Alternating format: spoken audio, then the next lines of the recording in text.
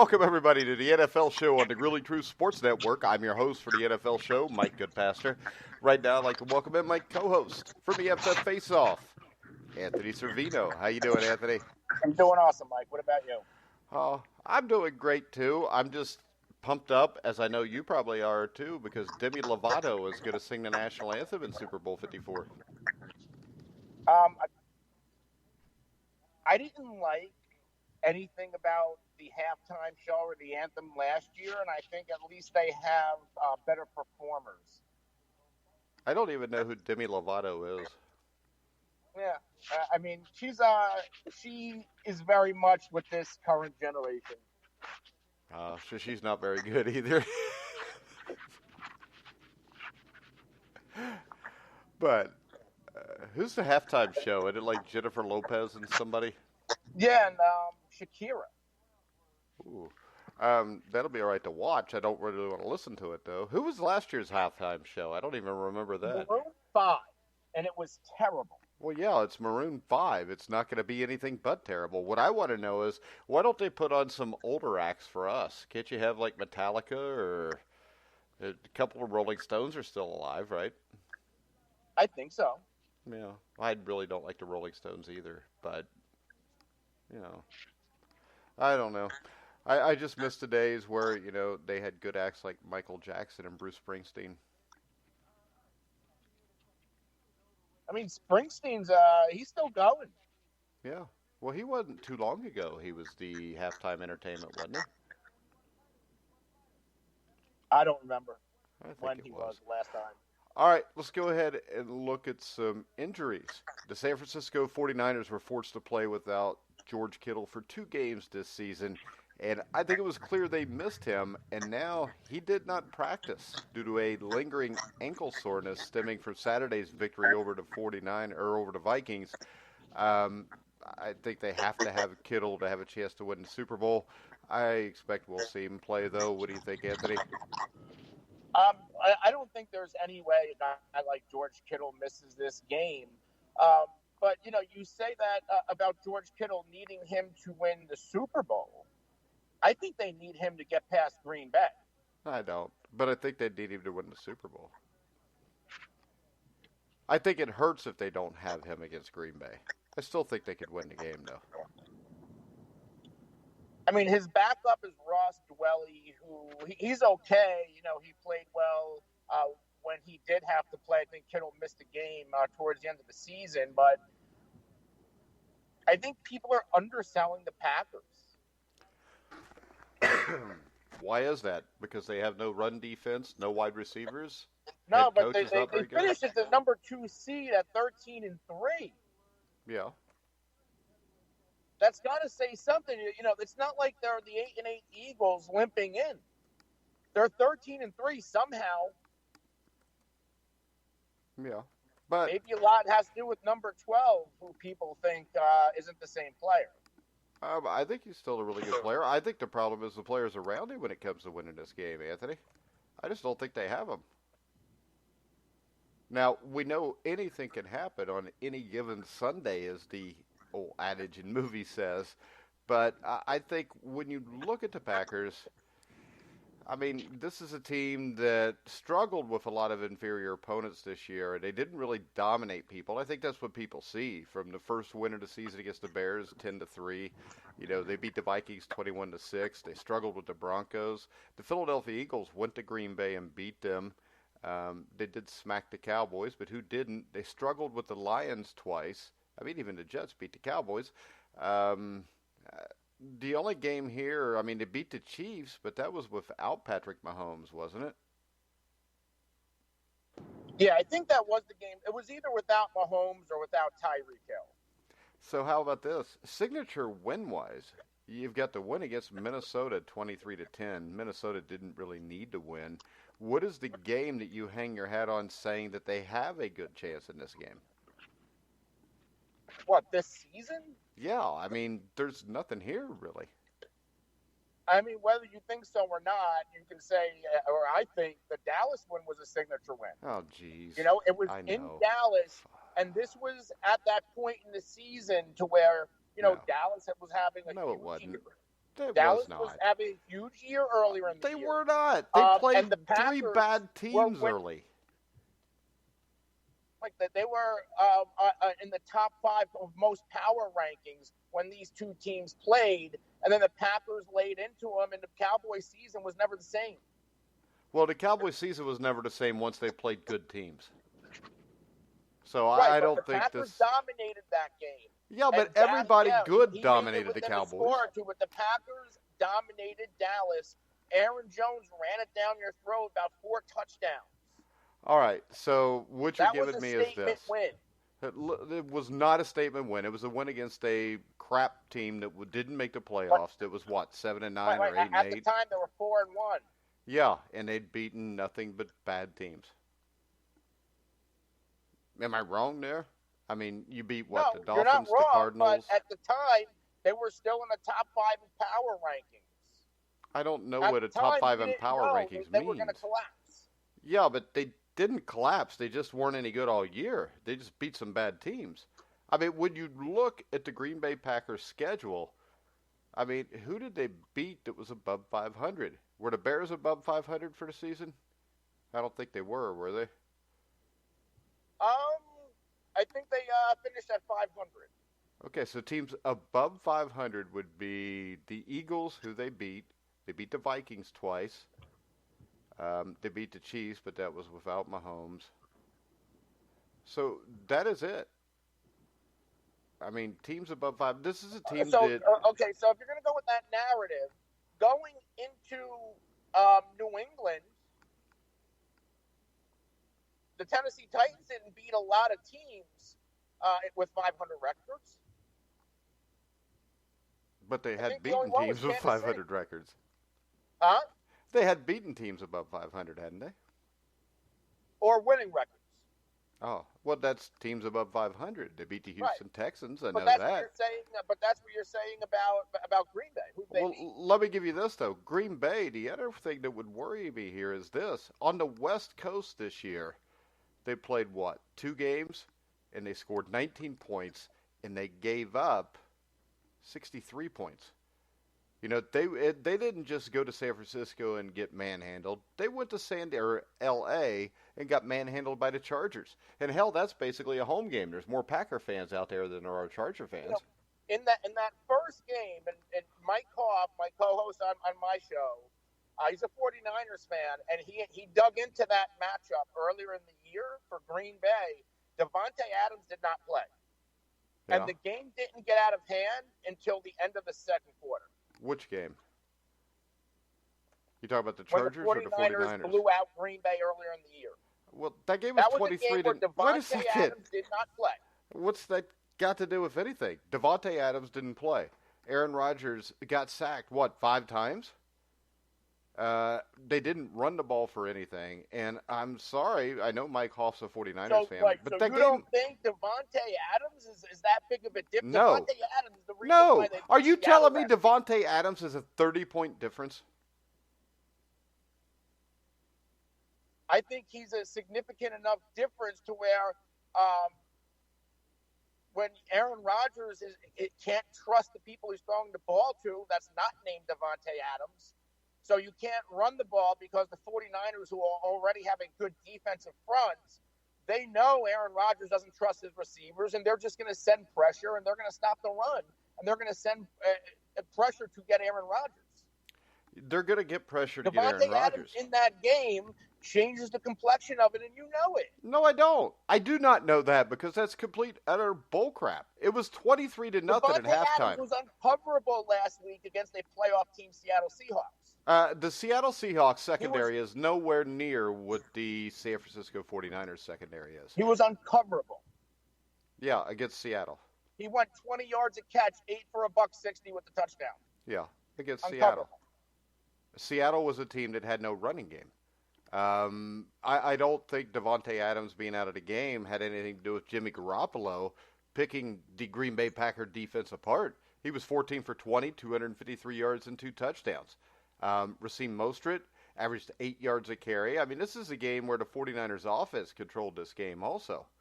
And I don't think having Devontae Adams helps the offensive line, which is going to get abused by the San Well, Francisco 49ers defensive line. last season, when these two teams played on Monday Night Football, it was a shootout. And Devontae played. And the Packers' running game wasn't as good because Mike McCarthy was still there. Come on.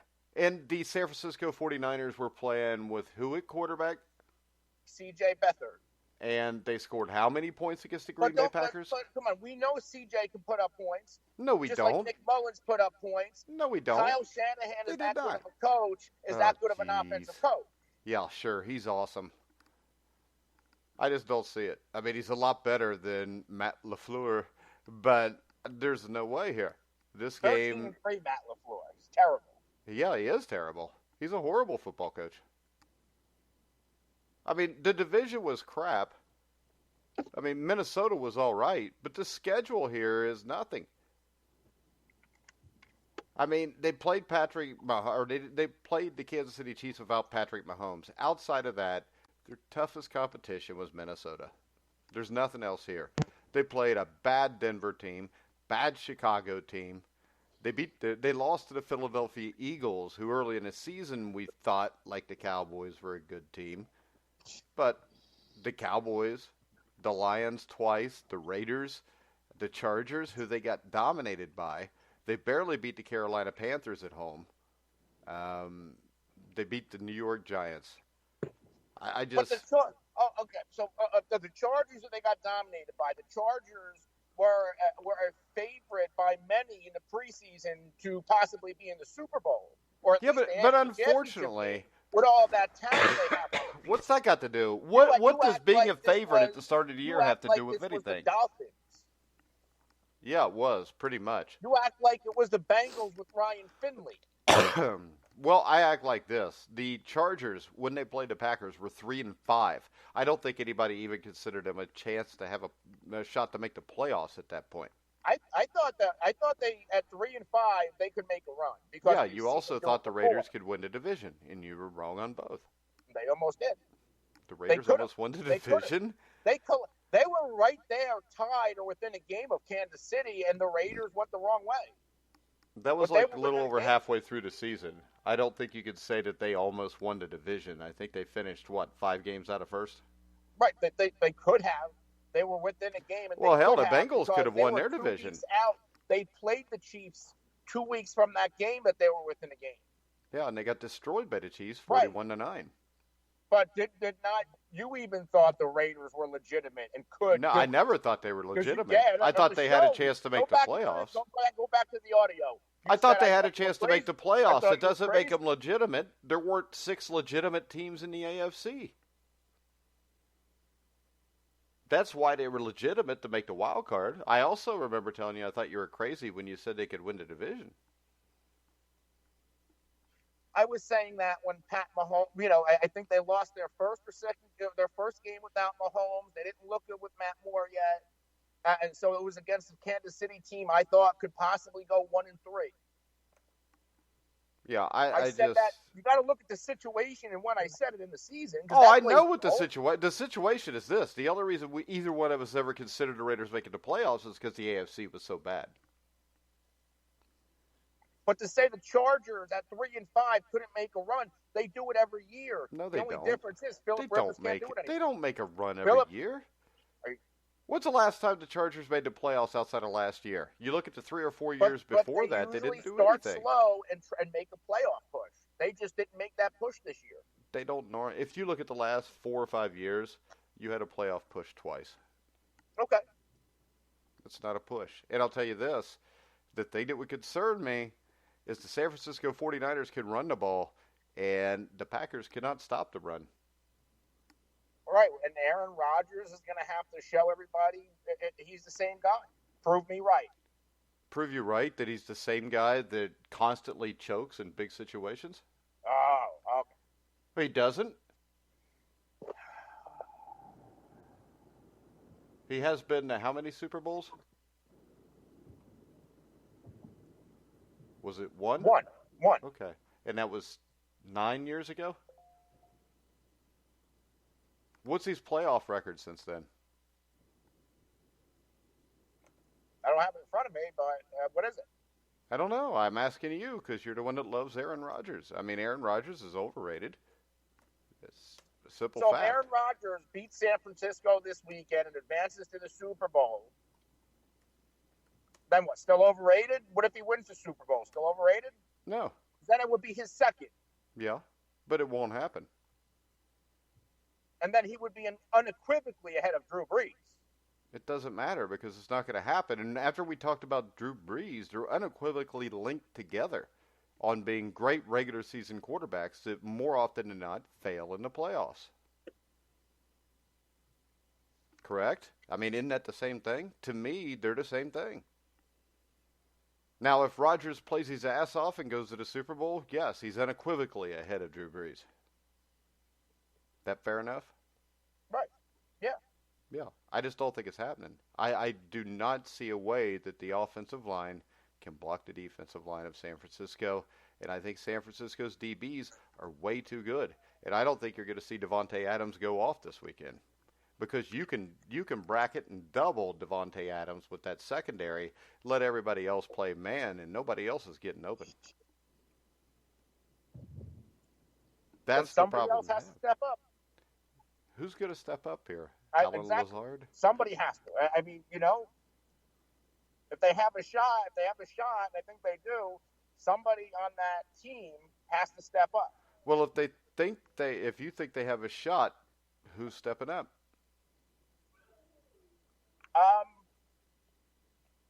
On a hunch, I think we see a game out of Marquez Valdez-Scantling. Okay, so your whole point here of them being able to pull this off is Marquez Valdez-Scantling. Right? You laugh now. You're counting out. No, I'm laughing at his name right now, and I'm going to laugh at him too. 13-3 team. Yeah, on a 13-3 team. So what's that mean? What were the Baltimore Ravens were 14-2. Are they still playing? They got beat by the Titans. Yeah, a 9-7 team. Right. Which means anything can happen. No, it just means they were the better team. Oh, since he won the Super Bowl, he's 6-6 in the playoffs.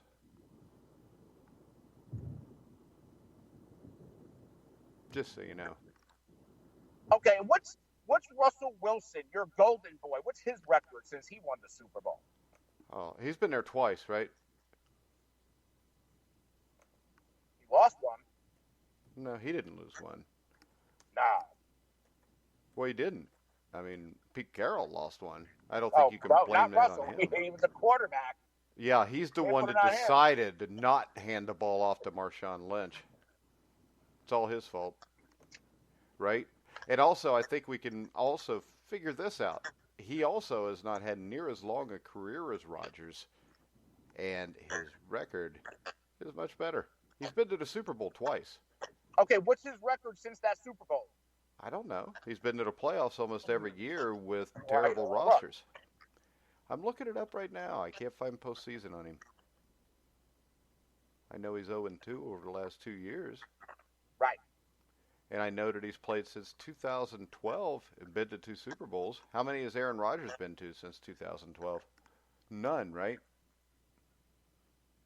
Okay, but they're but they haven't been there in almost the same amount of time, and about with a 3-year difference. Mm-hmm. But I don't think this is all on the player.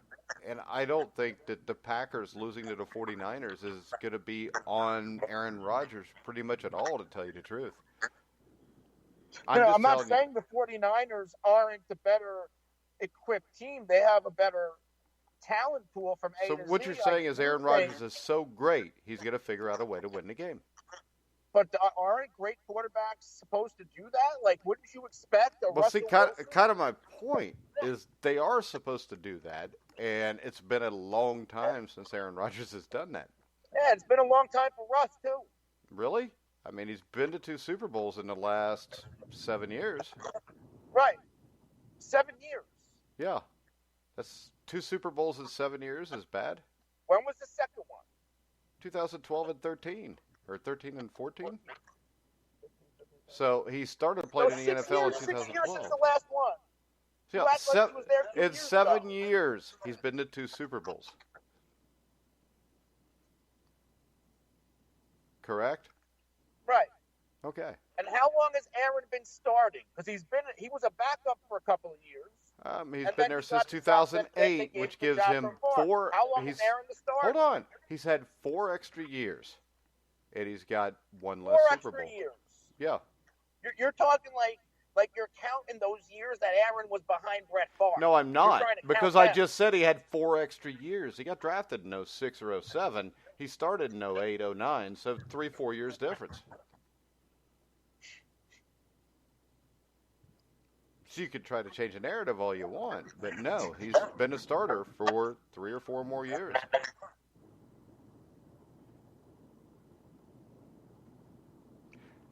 And I believe also Green Bay is playing with some semblance of a defense and a running game, which Seattle hasn't. I mean, this is the thing. If you took away Aaron Jones, week 14, the Packers season would have probably been over. I mean, you took Chris Carson away from Russell Wilson. And the other thing is this. Russell Wilson did everything he could to win that game last week and almost pulled it off.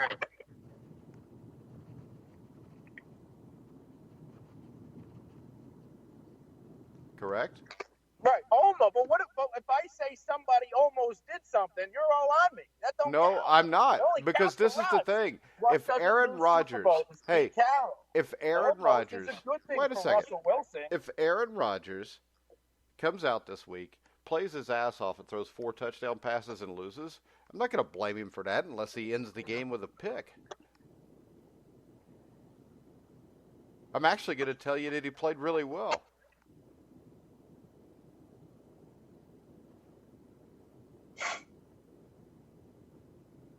This was Russell Wilson's 8th season as a starting quarterback. Still can't find playoff stats. But I know they haven't been good for either one of them since they last won the Super Bowl. But yeah, I mean, Russell Wilson is better than Aaron Rodgers. It's going to stay that way forever.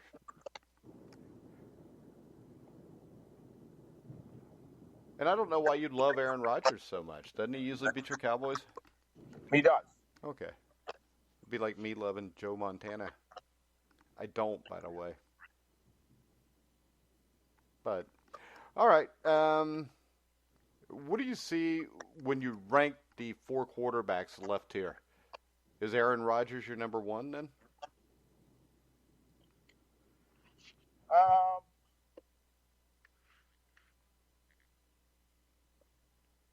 What do we have left? Aaron, Mahomes, Tannehill, and Garoppolo.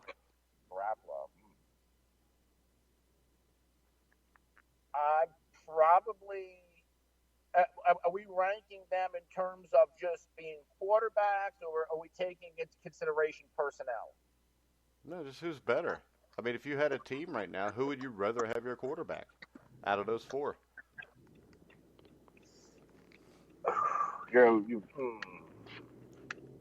It's a tough question because I'll tell you, I wasn't sold on Patrick Mahomes till about a couple weeks ago. But the more I watch him, I think Patrick Mahomes is one of the 2 or 3 best quarterbacks in the NFL right now. And that's my issue. It's between Mahomes and Rodgers. And see, the other issue there is we haven't seen Mahomes win a game like this.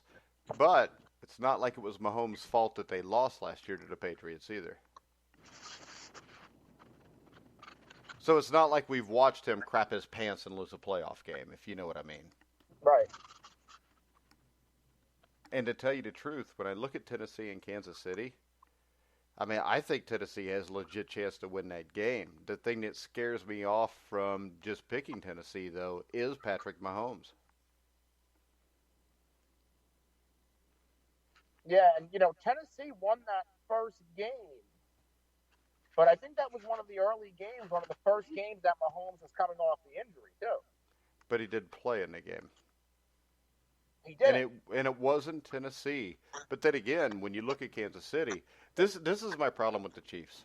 All right? We always talk about, well, it's the Bengals or it's the Browns, or if it's baseball, it's the Cleveland Indians. The problem is with the Kansas City Chiefs,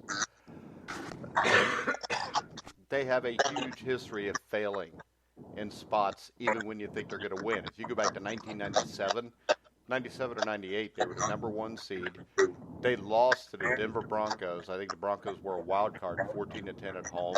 There's been so many Kansas City Chiefs playoff losses at home that you almost expect that they're just going to lose because they haven't been to a Super Bowl since Super Bowl IV. And they've had multiple teams with a shot to get there, that get to this point and just crap all over themselves. Even last year.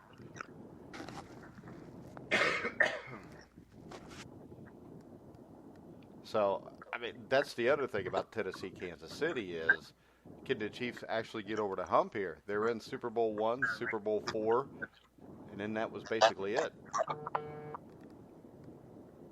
And they don't have the greatest home record. So when I look at this, I would say Patrick Mahomes 1, Aaron Rodgers 2, Tannehill 3, Garoppolo 4.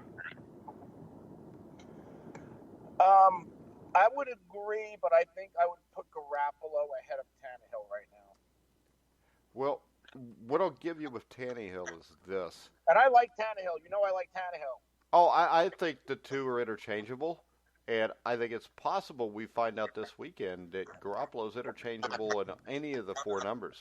Because he still strikes me as a guy in a big situation that he kind of worries me because he's either going to come up huge or he's going to completely fall apart, I think. But I think personality-wise, he's the kind of guy that's going to come up huge here.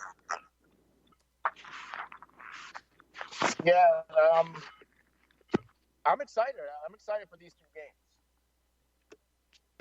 Nah, I'm not, but the Bengals aren't in it yet, but that'll be next year where Joe Burrow takes us to the AFC Championship game. We'll be talking about the Bengals playing the Chiefs probably, don't you think? I mean, I picked Cincinnati this year. Why would you bring that up again? You don't want people to know that. Because I will sync with my takes. Yeah. But, yeah, and this is the Kansas City Chiefs playoff history since Super Bowl IV. All right, and this is why I think people really miss the curse here. After Super Bowl IV, you had the 71 game, the longest game ever played, where they lost to the Dolphins. And in that game, if I remember right, Jan Stenerud, who was the first field goal kicker to ever to go to Hall of Fame, missed a 30-yard field goal that would have won the game. 1986, they lost to the Jets in the playoffs. In 90, they lost at Miami. In 91, they beat the Raiders, but lost at Buffalo. 92, they get shut out by the Chargers. 93, they win a home game against Pittsburgh. They beat Houston on the road, lose the conference championship. 94, lose to Miami first round. 95, lose first round. 97, lose first round. 2003, which was, I think, the number 1 seed, it was like 14-2. They lose in the first round. 2006, they lose in the first round. 2010, they get blown out in the first round. 2013, they, I think, blew. Wasn't that the game where Andrew Luck brought them back for the Chiefs were up by like 30 points or something, and the Colts came back and beat them like 45-44? I think so. Yeah, and then after that, you get a win over the Houston Texans, and then they come back and they lose by a touchdown at the Patriots. The next year, they lose in the first round. They were the number 1 seed, I think, in 2016, Anthony, and they get beat on a last-second field goal at home. 2017, Marcus Mariota beats them at home. 2018, they lose at home to New England.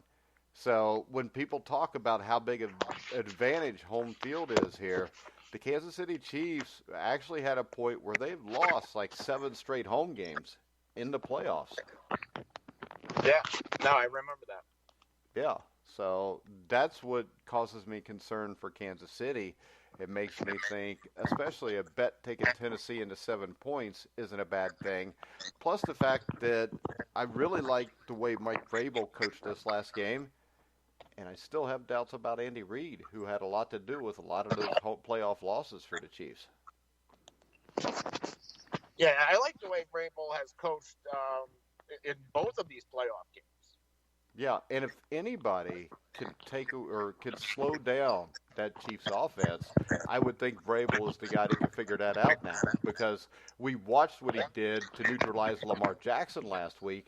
And to me, when you play the Kansas City Chiefs, I think the key here is you get a pass rush from the edges. Your defensive tackles just kind of contain that area, and you make Patrick Mahomes stay in the pocket and beat you. I see all these teams blitz Mahomes up the middle, and Mahomes, when he's rolling out, is as good as anybody in the game. No, he is, and they have weapon after weapon after weapon, and that's my concern for Tennessee. Yeah, but see, I think this. If you could contain him to the pocket, I think you've got a chance. Here's my take on and I feel like it's similar on both of these games. The 49ers, we know they're a team that can put up a bunch of points, and you can say the same thing about the Kansas City Chiefs. I think both of those offenses are going to be clicking, and it's going to be up to Green Bay and Tennessee to find a way to outscore them. I don't see these as defensive games. I think we're going to be I think we're going to see a lot of points in both of these games. Or blowouts. I think this. I think you're going to see a blowout because I don't think San Francisco is going to give up many points. I think the 49ers had the best defense in the NFL.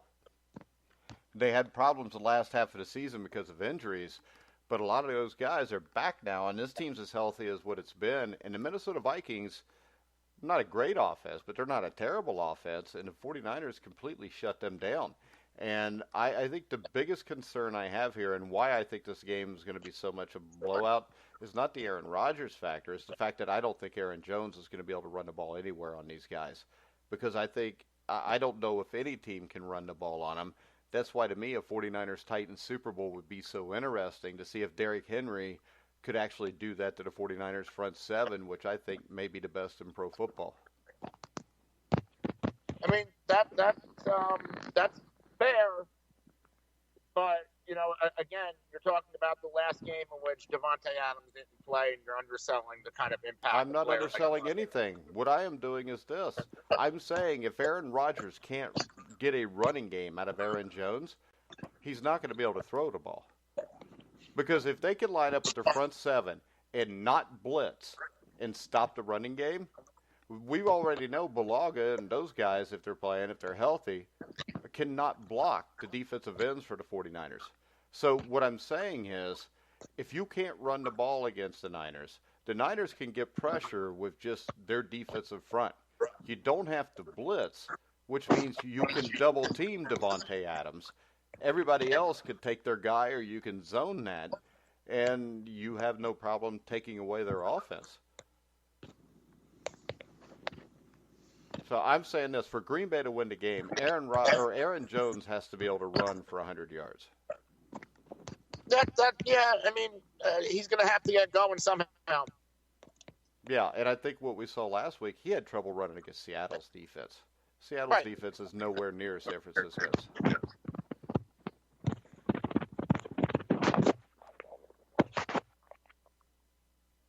You there?